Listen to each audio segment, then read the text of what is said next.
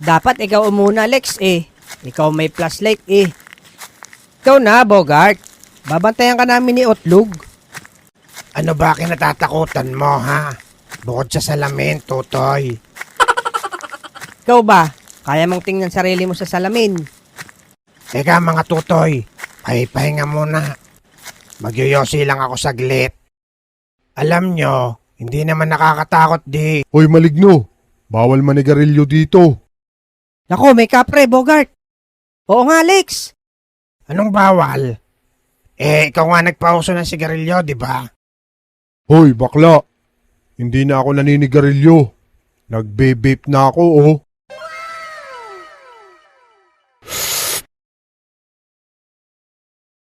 Aba, nag-cloud chase pa. Teka, bakit diyan kayo nakatambay? Di ba doon kayo sa malaking balite? Sa kabilang barangay? Wala nang pambayad si Kapitan doon sa kabila. Kaya dito ako lumipat sa barangay nyo. Malaki bigay ni Kapitan sa bawat duty ko. Bakit nga ba tawag sa inyo, kapre? Alam mo, Tutoy, sabi niya sa kasama niya, mukhang tangi ka, pre. Ah, kaya pala.